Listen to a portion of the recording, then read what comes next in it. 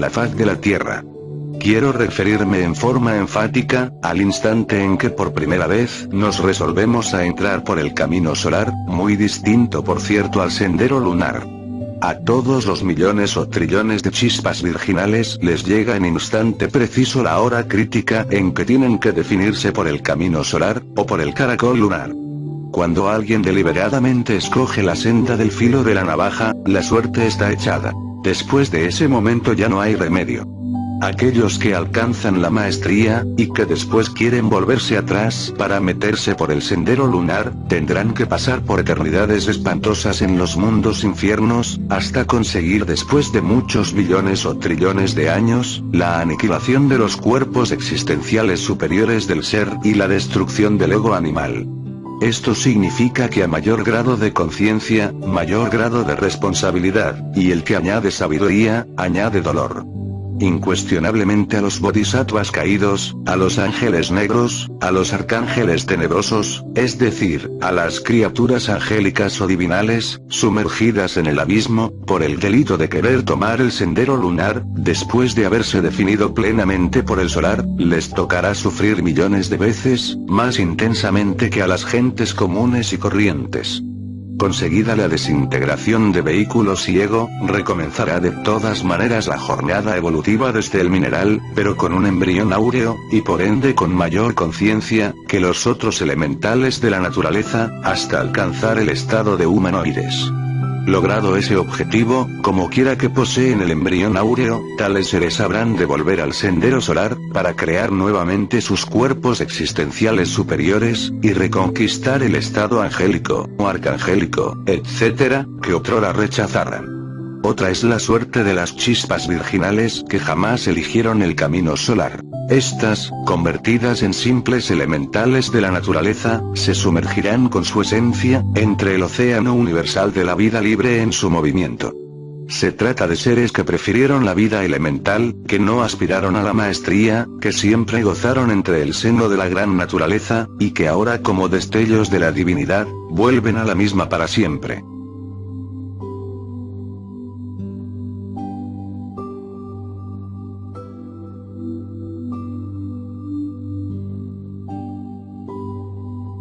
Capítulo 24. Los negocios. Amigos míos reunidos esta noche, vamos a estudiar muy seriamente la cuestión esta de los negocios. Permítaseme la libertad de decirles que no estoy hablando de negocios profanos. Quiero referirme en forma enfática a los negocios del karma. Ante todo es necesario que las gentes entiendan lo que es la palabra sánscrita, karma. No está de más aseverar que tal palabra en sí misma, significa ley de acción y consecuencia. Obviamente, no existe causa sin efecto, ni efecto sin causa. Cualquier acto de nuestra vida, bueno o malo, tiene sus consecuencias. Hoy he estado reflexionando en la desgracia de nuestro mundo. Cuán felices serían estos humanoides intelectuales si nunca hubiesen tenido eso que se llama ego, yo, mí mismo, sí mismo. Es indubitable que el ego comete innumerables errores, cuyo resultado es el dolor. Si estos humanoides racionales, estuvieran desprovistos de ego, serían simplemente elementales naturales bellísimos, inocentes, puros, infinitamente dichosos.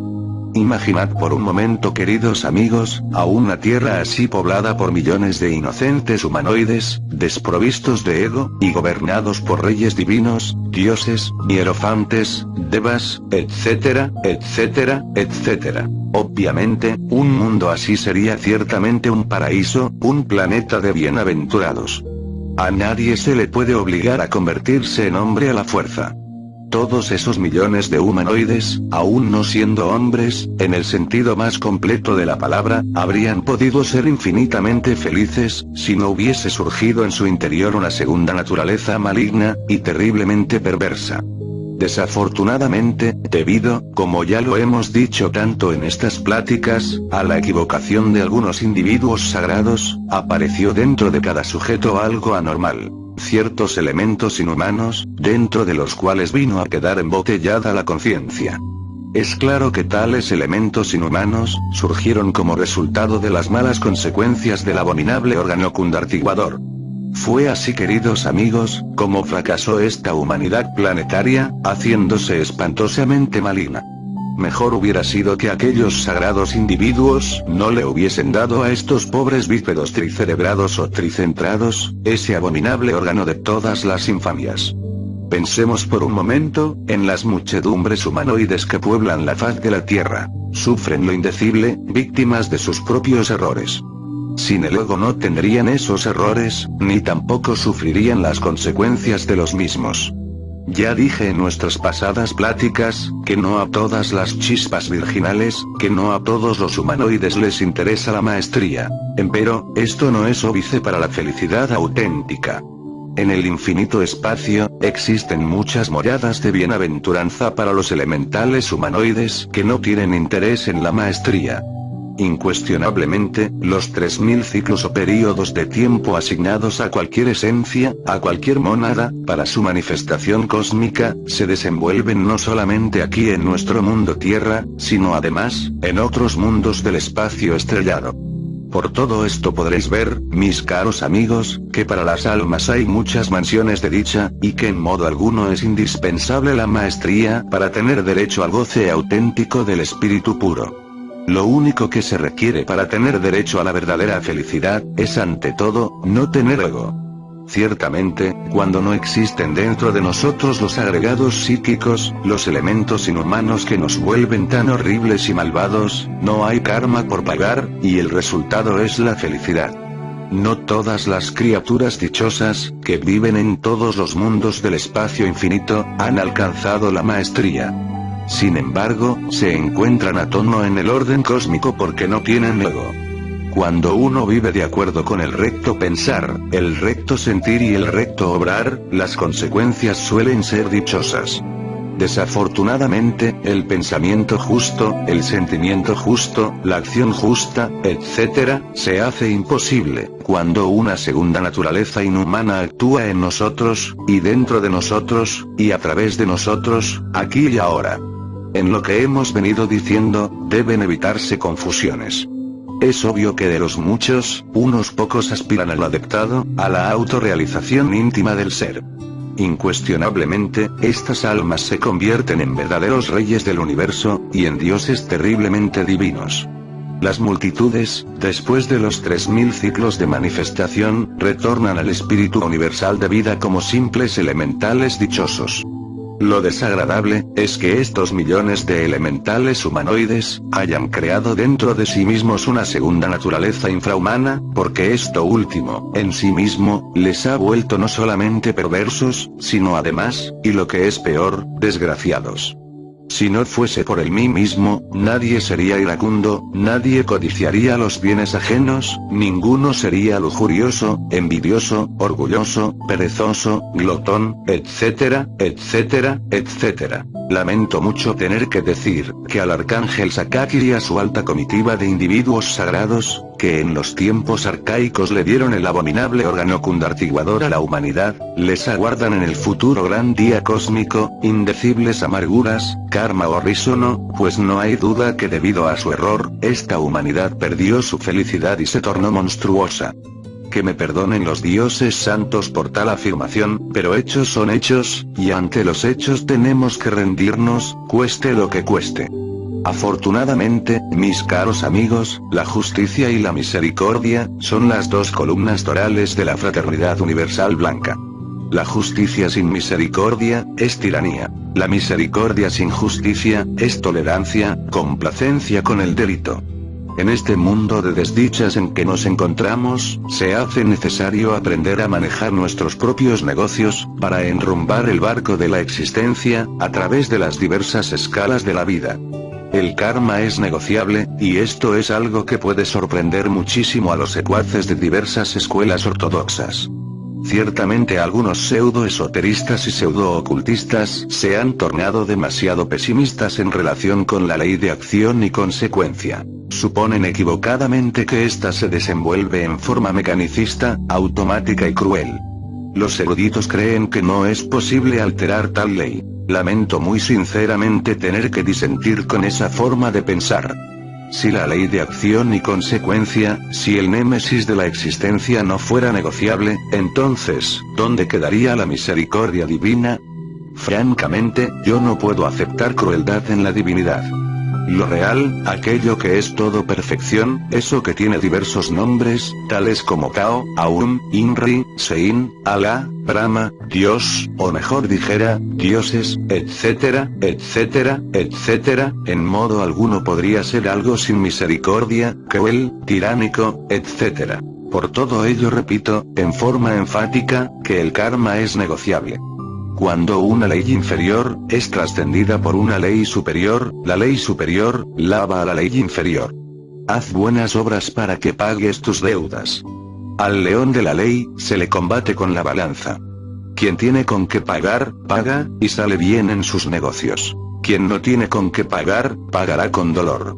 Si en un platillo de la balanza cósmica, ponemos las buenas obras, y en el otro las malas, es evidente que el karma dependerá del peso de la balanza.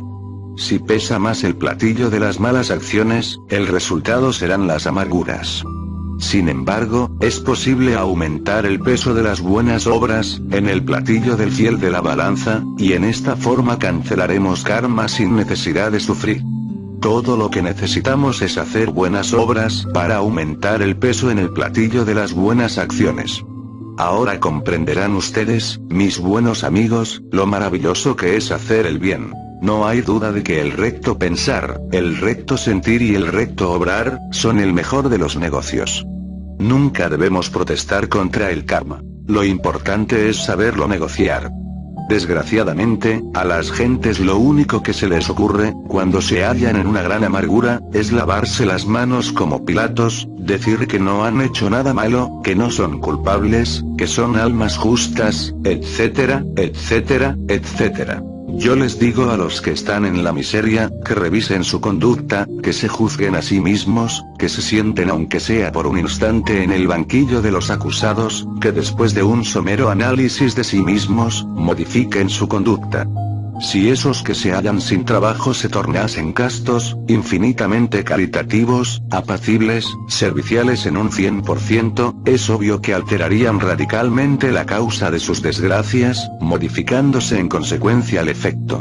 No es posible alterar un efecto, si antes no se ha modificado radicalmente la causa que lo produjo, pues como ya dijimos, no existe efecto sin causa, ni causa sin efecto. No hay duda de que la miseria tiene sus causas en las borracheras, en la asqueante lujuria, en la violencia, en los adulterios, en el despilfarro y en la avaricia, etcétera, etcétera. No es posible que alguien se encuentre en miseria, cuando el Padre que está en secreto se encuentra presente, aquí y ahora. Quiero ilustrar esto con un relato. En cierta ocasión, mi real ser interior, mi mónada inmortal, me sacó del cuerpo físico, para darme instrucciones sobre determinado discípulo. Concluidas estas, no tuve inconveniente en dirigirme al Señor íntimo con las siguientes palabras. Estoy cansado de tener cuerpo, y lo que quisiera es desencarnar. En esos instantes, el Señor de perfecciones, mi Dios interior contestó con voz solemne. ¿Por qué protestas? Te he dado pan, abrigo y refugio, y todavía protestas. ¿Recuerdas los últimos días de tu pasada existencia?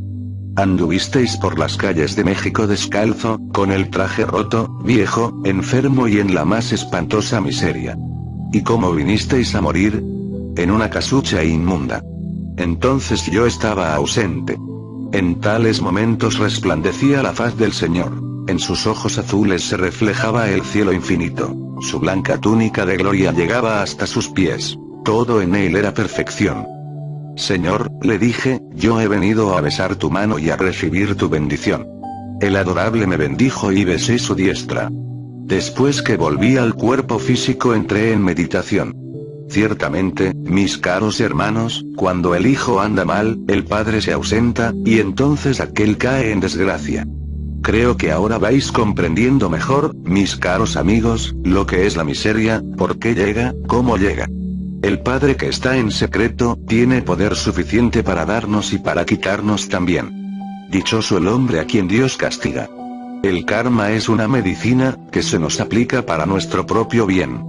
Desgraciadamente, las gentes, en vez de inclinarse reverentes ante el eterno Dios viviente, protestan, blasfeman, se justifican a sí mismos, se disculpan neciamente, y se lavan las manos